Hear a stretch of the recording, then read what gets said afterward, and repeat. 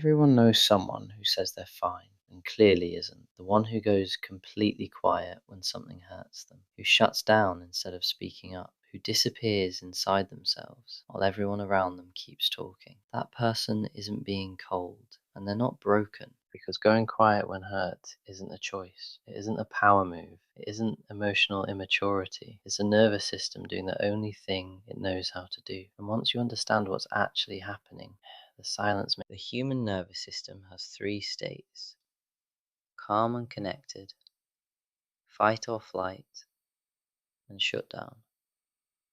Shutdown activates when the nervous system decides that fighting will make things worse and there's nowhere to run. In that state, words become genuinely difficult to access, not as a choice, as a biological response. The brain has a region responsible for producing language. During emotional flooding, that region goes quieter. So when someone is standing there saying, "Just talk to me," and nothing comes out, that's not stubbornness. The brain has made words harder to access because it's doing something more urgent, keeping the person together. And here's what nobody ever says about the people who go quiet. While everyone else sees stillness, inside it is anything but still. There are 6 things consistently seen in people who go quiet when they're hurt. 1. They process everything internally before they can speak. While other people think out loud, people who go quiet need to fully understand what they're feeling before they can find words for it. The silence isn't absence of feeling, it's feeling being processed somewhere the outside world can't see. And the processing happening in that silence is deeper and more thorough than most people ever apply to their emotional lives. 2. They say they're fine when they're not to deceive, because in the moment of shutdown, fine is the only word available. The more complicated truth is still being processed somewhere deeper, and it might not surface for hours, sometimes days. 3. They need time and space before they can reconnect.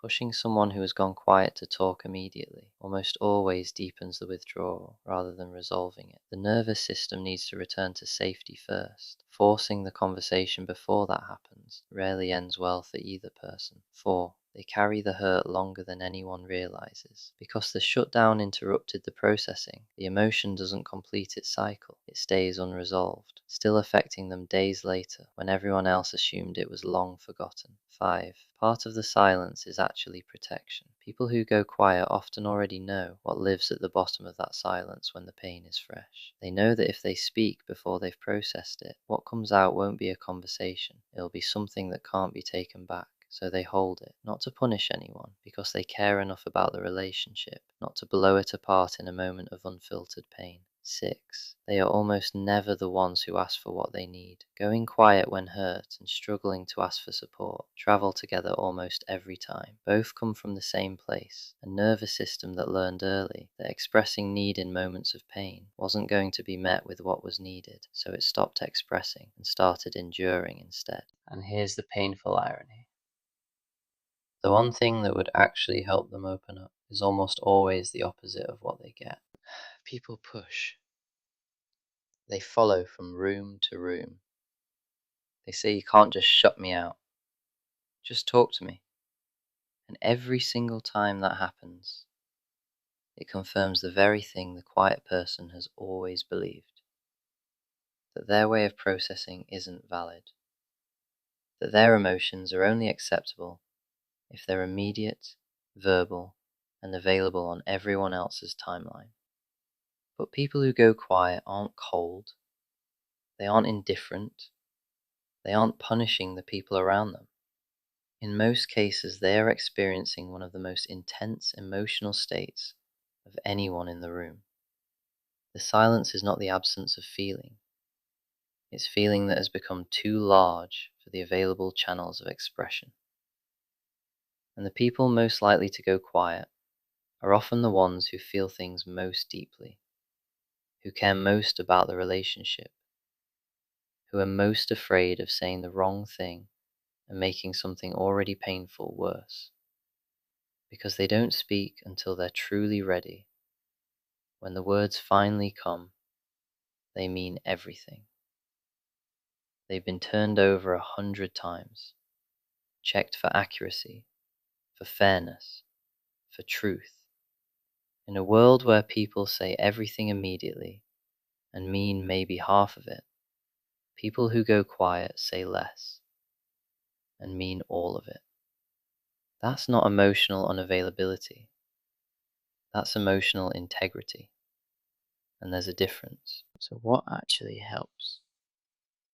The single most helpful thing for someone who goes quiet is safety without pressure, not silence for silence, not pursuit and escalation. Simply, I'm here, take the time you need. That signal that the relationship isn't under threat while they process is often what allows the withdrawal to end naturally rather than harden into distance. Because when people who process emotions inwardly feel zero pressure to perform their feelings on someone else's timeline, they open up, not because they were forced to, because for the first time it felt safe enough. And for the people who go quiet themselves, the shift begins with understanding what's actually happening, not weakness, not dysfunction. A nervous system doing exactly what it was built to do in the only way it knows how. The silence was never the problem, it was always the solution to something that never had a safer alternative. When that's understood, the shame that so often accompanies the silence begins to ease. And when the shame eases, something else becomes possible. Going quiet when hurt is not coldness.